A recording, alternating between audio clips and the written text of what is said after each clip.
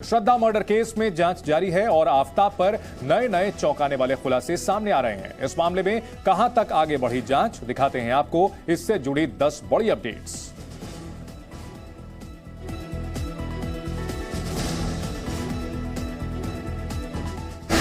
श्रद्धा murder case में रोजाना नए खुलासे हो रहे हैं। आज आफताब का एक और सीसीटीवी सामने आया। ये वीडियो 18 अक्टूबर छतरपुर इलाके का बताया जा रहा है। वीडियो में आप देख सकते हैं कि सुबह 4 बजे छतरपुर की गली नंबर 1 में अपने घर जाते हुए आरोपी आफताब दिख रहा है। इससे पहले भी आफताब का एक सीसीटीवी वीडियो सामने आया था, जिसमें आफताब एक बैग लेकर कहीं जाता हुआ नजर आ रहा था। सीसीटीवी फुटेज में आफताब बैग लटकाकर जाता हुआ दिखाई दे रहा है। तो क्या इस बैग में आफताब ने श्रद्धा के शव का टुकड़ा रखा हुआ था, जिसे फेंकने के बाद वो लौट रहा था? क्योंकि आफताब पुलिस को बता चुका है कि वो रात को 2 बजे श्रद्धा की लाश के ये ड्रैगन फ्रूट की खेती करके हर एकड़ में हर साल 12 लाख तक कमा लेते हैं।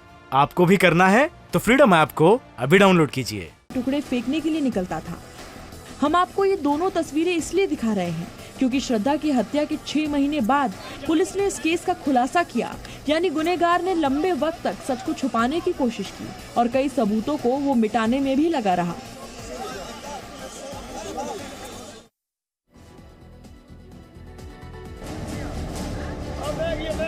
श्रद्धा मर्डर केस में पुलिस की गहन पड़ताल जारी है। आफताब को रिमांड में लेने के साथ ही पुलिस की कई टीमें हत्या से लेकर शव के 35 टुकड़े करने के राज से पर्दा उठाने की पूरी कोशिश करने में लगी हुई है। इस कड़ी में आज आफताब का नार्को टेस्ट होने वाला था, लेकिन किसी कारण से नार्को टेस्ट नहीं हो सका।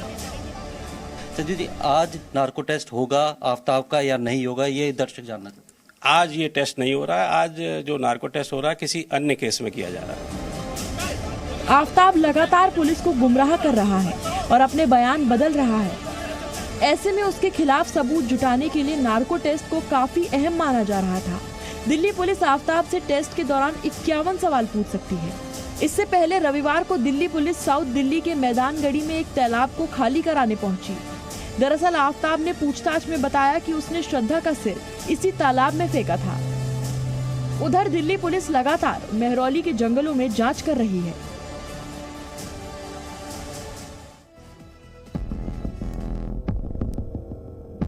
श्रद्धा मर्डर मामले में एक और चौंकाने वाला खुलासा हुआ है। दरअसल हिमाचल प्रदेश के तोश गांव में जांच करने के बाद पुलिस को कुछ अहम इनपुट मिले हैं। तोश गांव में सबसे ज्यादा चरस बेची जाती है।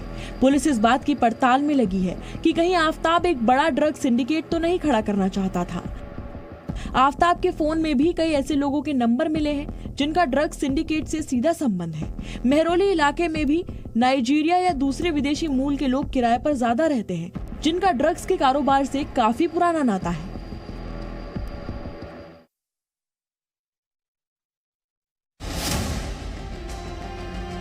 श्रद्धा मर्डर केस में रोजाना नए खुलासे हो रहे हैं। सूत्रों के मुताबिक डेटिंग ऐप से संपर्क में आने के 25 दिन बाद ही आफताब और श्रद्धा लिव इन रिलेशनशिप में रहने लगे थे। दोनों के रिश्तों में खटास उस समय आनी शुरू हो गई जब आफताब ने श्रद्धा की मां की मौत के बाद श्रद्धा को नॉमिनी के तौर पर मिले पैसे उससे उधार ले लिए।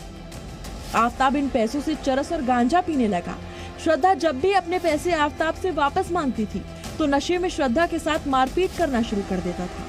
18 मई की रात भी श्रद्धा का आफताब से नशे और दूसरी लड़कियों पर खर्च करने को लेकर झगड़ा हुआ था, जिसके बाद आफताब ने श्रद्धा को बुरी तरह पीटा और उसकी छाती पर बैठकर उसका गला घोंट दिया।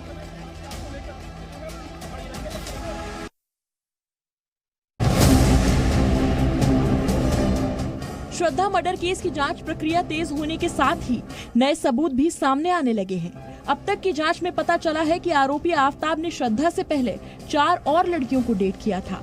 सूत्रों के मुताबिक जिन 4 लड़कियों को आफताब ने डेट किया था वो सभी हिंदू धर्म की थी और मुंबई में रहती थी।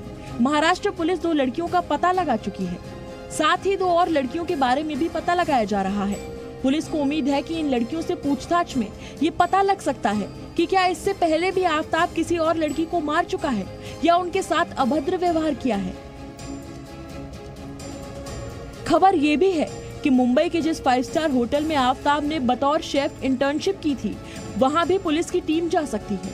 पुलिस की कोशिश ये है कि किसी तरह से आफताब के खिलाफ सबूतों को जुटाया जा सके। श्रद्धा और आफताब की इस दिल दहला देने वाली कहानी के फ्लैशबैक में जो खौफनाक साजिश छुपी थी, अब एक एक कर वो दुनिया के सामने आ रही है। आफताब पुलिस के सामने जो खुलासे कर रहा था वो बेहद ही दर्दनाक हैं। श्रद्धा के मर्डर के बाद आफताब दिल्ली से मुंबई लौटा था।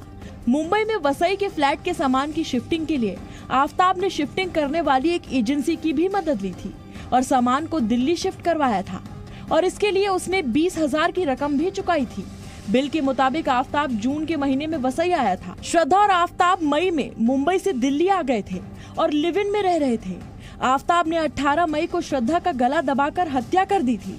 बाद में उसने उसके शरीर को 35 टुकड़ों में काट दिया और दिल्ली के छतरपुर में अपने किराए के अपार्टमेंट में फ्रिज में ही रख दिया और धीरे धीरे उन्हें अलग अलग स्थानों पर फेंकता रहा। श्रद्धा मर्डर केस सीबीआई को सौंपने को लेकर दिल्ली हाई कोर्ट में एक याचिका दायर की गई है। याचिका में कहा गया है कि दिल्ली पुलिस जांच से जुड़ी हर जानकारी मीडिया को लीक हो रही है। जानकारी लीक होने की वजह से सबूतों की बरामदगी वाली जगहों पर लोगों और मीडिया कर्मियों का आना जाना जारी है। याचिका में ये भी कहा गया है कि इस केस में मीडिया ट्रायल शुरू हो चुका है और लोग बिना ट्रायल के ही आफताब को फांसी देने की मांग करने लगे हैं। लिहाजा ये केस सीबीआई को सौंपा जाए। गौरतलब है कि दिल्ली पुलिस 5 राज्यों में श्रद्धा मर्डर केस को लेकर पड़ताल कर रही है और इसमें रोज नए खुलासे हो रहे हैं। श्रद्धा मर्डर केस में अब दिल्ली पुलिस श्रद्धा के मोबाइल की भी तलाश कर रही है। पुलिस को उम्मीद है कि श्रद्धा के फोन से कई अहम जानकारियां जुटाई जा सकती हैं।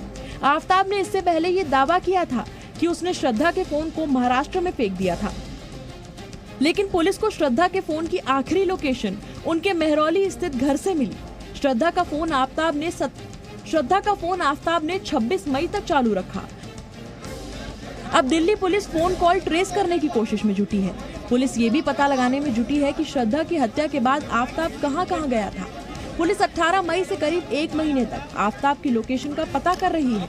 पुलिस के मुताबिक मोबाइल लोकेशन से हत्या के कई राज खुल सकते हैं।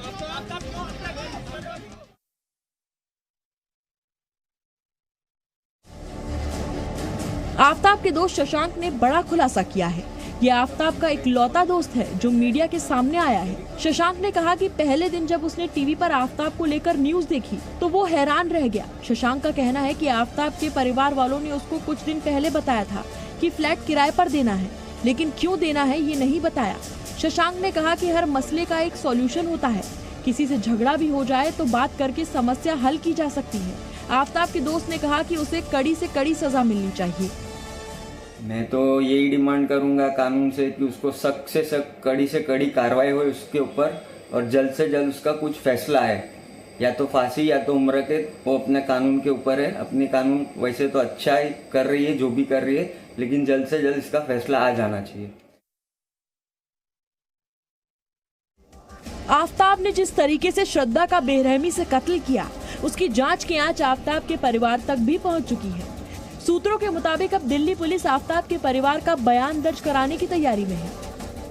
इस पूरे जांच के दायरे को बढ़ाते हुए दिल्ली की पुलिस टीम ने उस सोसाइटी के पदाधिकारियों को बुलाया है जहां पर आफताब के माता पिता रहा करते थे। इस वक्त हम वसई स्थित उसी सोसाइटी के ठीक बाहर हैं जिसकी तीसरी मंजिल पर आफताब का पूरा परिवार रहा करता था। और अब दिल्ली पुलिस ने लगातार, जैसे हम देख रहे हैं, बीते 2 दिनों से कई सारे लोगों को बुलाकर उनका बयान दर्ज करवाया जा रहा है। और इसी सिलसिले में अब दिल्ली पुलिस ने इस सोसाइटी में रह रहे जितने भी पदाधिकारी हैं, उनके पड़ोसी हैं, उन्हें अपने पुलिस स्टेशन बुलाया है। दिल्ली पुलिस आफताब के परिवार से संपर्क साधने की कोशिश में लगी है। मुंबई में रहने वाले आफताब के परिवार ने 20 दिन पहले ही अपना घर खाली कर दिया था। इसके बाद वो कहां गए, सोसाइटी में इसकी जानकारी किसी को नहीं है। साथ ही उनके मोबाइल फोन भी स्विच ऑफ हैं। ये ड्रैगन फ्रूट की खेती करके हर एकड़ में हर साल 12 लाख तक कमा लेते हैं। आपको भी करना है तो फ्रीडम ऐप को अभी डाउनलोड कीजिए।